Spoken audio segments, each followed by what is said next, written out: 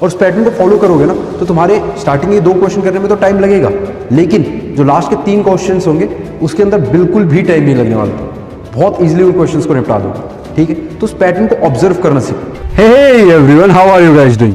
सो guys, कई बार ऐसा होता है बच्चों के ये कमेंट आते हैं कि भैया आप ऐसे कुछ टेक्निक्स यूज करते हो, ठीक है, जो कि आप यूज कर लेते हो लेकिन हम लोग उसमें पीछे रह जाते हैं। हम लोग खुद से ट्राई करते हैं तो क्यूटी के जो क्वेश्चंस है ना उसको आसान तरीके से कैसे सॉल्व किया जाए, वो क्या टेक्निक्स हैं जिससे आप आसानी से उनको सॉल्व कर लेते हो, इतनी जल्दी कैलकुलेशन कर लेते हो, इतनी जल्दी आपका आंसर आ जाता है, हमारा आंसर आने में टाइम लग जाता है।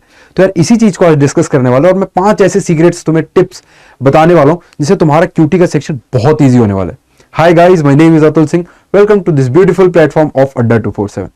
अब देखो यार, जो पहला टेक्निक है दैट इज यूज ऑप्शंस, ठीक है, या फिर प्लग इन मेथड कहते हैं, बैक सब्स्टिट्यूशन कहते हैं। बेसिकली होता है क्या कि हमारे पास एक क्वेश्चन है, उस क्वेश्चन के 4 ऑप्शंस है, ठीक है, तो हरदम ये जरूरी नहीं कि क्वेश्चन सॉल्व किया जाए और फिर ऑप्शंस पे पहुंचा जाए। कई बार ऐसा होता है बैक सब्स्टिट्यूशन या फिर प्लग इन मेथड यूज करना पड़ता है, मतलब ऑप्शंस उठाओ और क्वेश्चन के अंदर डालो उसकी वैल्यू। अच्छा ठीक है, एक्स फाइंड आउट करने के लिए बोला, कोई बात नहीं, मैंने ऑप्शन से एक एक्स की वैल्यू उठाई, डाला, चेक किया, सेटिस्फाई हो गया, बिल्कुल ठीक आंसर है, सही है, चलो आगे बढ़ते हैं। इस तरीके से क्वेश्चन को करोगे तो क्वेश्चन की स्पीड तुम्हारी 2x 3x हो जाएगी बाकी लोगों से। और एक और इसके अंदर टिप देना चाहूंगा अगर मैं इसी टेक्निक को यूज करने के लिए, तो एक बात याद रखना है, ज्यादातर मिडिल टर्म्स ही हमारे आंसर होते हैं, मिडिल ऑप्शंस, यानी कि वो जो बी और सी ऑप्शन होता है ना उसी के अंदर आंसर होते हैं। तो ट्राई करो कि देख के एक बार अप्रोक्सीमेट वैल्यू आंसर निकालो। हाँ ठीक है, इसके आसपास आंसर लग रहा है, 40s में आना चाहिए, तो 40 वाले ऑप्शन ही चेक करो सिर्फ, या फिर सिर्फ मिडिल वाले ऑप्शन ही चेक करो। जो सेकंड टेक्निक है यार हमारा, दैट इज यूज अप्रोक्सीमेशन। मैंने तुमने कई बार मेरी क्लास में देखा होगा कि मैं करता रहता हूं सॉल्व, और जब मल्टीप्लिकेशन आता है मैं थोड़ा सा अप्रोक्सीमेट वैल्यू लेके, अच्छा ठीक है यहाँ पे 101 है और नीचे 100 है, कोई बात नहीं, मैं ऊपर मान लेता हूं कि 100 है, ठीक है, कट करके सीधा सीधा 1 लिख देता हूं। लेकिन मुझे यह बात पता है कि 1 के किस साइड, नंबर लाइन में 1 के नेगेटिव साइड यानी कि 0.99 आंसर आएगा या 1.001 आंसर आएगा, किस तरफ जाना है मुझे। तो मुझे यहां दिख रहा है कि भैया हाँ ठीक है, ऊपर एक्चुअली 100 नहीं था, एक्चुअली 101 था, यानी ऊपर की वैल्यू ज्यादा थी तो ये वैल्यू भी ज्यादा होगी, यानी ये 1 प्लस होगा। क्या होगा ये 1 प्लस होगा। इसका मतलब क्या है, 1 प्लस का मतलब भैया 1.0001 ऐसा कुछ होगा आंसर, ठीक है। फिर मैं ऑप्शंस में चेक करता हूं, टिक करता हूं, आगे बढ़ जाता हूं। तो अप्रोक्सीमेशन यूज करना सीखना है, ठीक है, और राउंड ऑफ करना है नंबर्स को, स्मार्टली राउंड ऑफ करना है। जैसे मैंने यहाँ पे 101 था तो मैंने 101 को 100 से राउंड ऑफ किया, ठीक है, तो स्मार्टली राउंड ऑफ करना है नंबर्स को। जो हमारी थर्ड टेक्निक है दैट इज पैटर्न्स को समझना।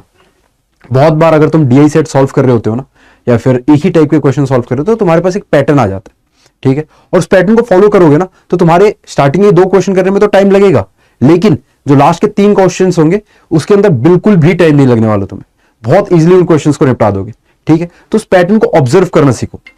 जैसे कि अब यहां पे क्या है हमारे पास, क्वेश्चंस और नंबर सीरीज, खास करके नंबर सीरीज के क्वेश्चन, सीक्वेंस के क्वेश्चन और इवन डीआई सेट्स के क्वेश्चन, ठीक है। ये क्वेश्चंस वैसे आते हैं जिसके अंदर हम अप्रोक्सीमेशन को बहुत बढ़िया से इस्तेमाल कर सकते हैं। देखो इसके लिए ना क्यूब्स वगैरह याद होगा तो बहुत अच्छी बात है, क्यूब्स वगैरह तुम्हें दिख जाएंगे, स्क्वायर हो रहा है, क्यूब हो रहा है, तो भैया किस तरीके से आगे पैटर्न फॉलो होगा। अगर बार बार स्क्वायर हो रहा है यानी कि स्क्वायर ही करेंगे अगले क्वेश्चन से, इस तरीके से चलता है। मेमोराइजिंग की फॉर्मूला, देखो यार ये है एट द एंड मैथ्स ही, ठीक है, तो मैथ्स को सॉल्व करने के लिए तुम्हें फॉर्मुलाज याद होने चाहिए। कई बार ऐसा होता है कि हम लोग सोचते हैं कि कोई बात नहीं ना, लंबे वाले मेथड से याद कर लेंगे, सॉल्व कर लेंगे, लेकिन लंबे वाले मेथड से सॉल्व करने में टाइम लगता है, ठीक है। तुम लंबे वाले मेथड से ही ट्राई करते रहो सॉल्व करने का, बट धीरे धीरे करके उसको टर्न करो किसमें, एक छोटे तरीके में, एक शॉर्ट ट्रिक के अंदर, ठीक है। शॉर्ट ट्रिक हालांकि कुछ होता नहीं है, इट इज जस्ट दैट कि ये 5 टाइप के क्वेश्चन थे, ठीक है, ये 5 टाइप के क्वेश्चन थे, तुम इस स्टेप से सीधा स्टेप पे आ गए, ठीक है, यानी कि बीच के 4 स्टेप 3 स्टेप तुम खा गए। अब वो कैसे खाओगे वो तुम्हारी मर्जी है, तुम अपने शॉर्ट ट्रिक्स निकालो, यूट्यूब पे वीडियोस है, मेरी वीडियोस है, वीडियोस देखो, समझो चीजों को और फॉर्मुलास को याद करो। जो तुम्हें लगता है कि ये फॉर्मूला बार बार रिपीट हो रहा है, इंपॉर्टेंट है, या ये शॉर्ट ट्रिक इंपॉर्टेंट है, तो उसको याद करो, ठीक है। उसके बाद यार fifth and the most useful, use unit digits analysis. Basically क्या होता है कि अगर कई बार होता है ऐसा, मान लो मुझे भैया 1079 से मल्टीप्लाई करना था 1088 को, तो यार अब मल्टीप्लाई करने जाऊंगा, फिर यहाँ पे 4 ऑप्शन है, फिर 4 ऑप्शन में चेक करूंगा वैल्यू का। इससे इजी क्या तरीका है कि भैया यूनिट डिजिट दिख रहा है, ये 9, ये रहा 8, 9 8 72 होता है, जो भी इसका आंसर आएगा उसका यूनिट डिजिट क्या होगा, 2 होगा। तो 2 वाला यूनिट डिजिट वाले ऑप्शन को टिक करूंगा, आगे बढ़ जाऊंगा, ठीक है।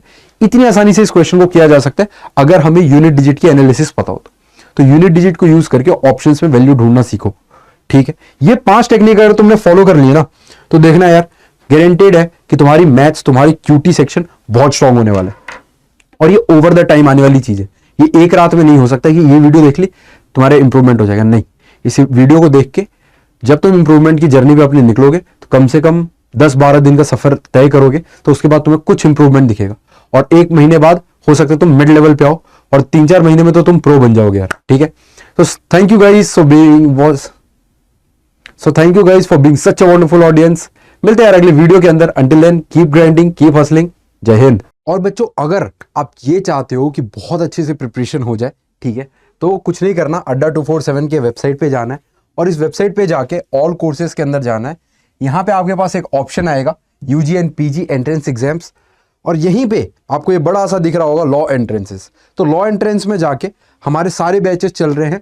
कोई भी लॉ एग्जाम की आप प्रिपरेशन कर रहे हो तो यार बिल्कुल आप इन बैचेस को अवेल कर सकते हो, जिसके अंदर आपको बेसिक से लेकर एडवांस तक पूरा सिलेबस कवर कराया जाएगा। मॉक टेस्ट होंगे बहुत रिफाइंड कंटेंट के साथ, बहुत रिफाइंड टीचर्स हैं, ठीक है, और टॉप रिजल्ट्स यहीं से आते हैं।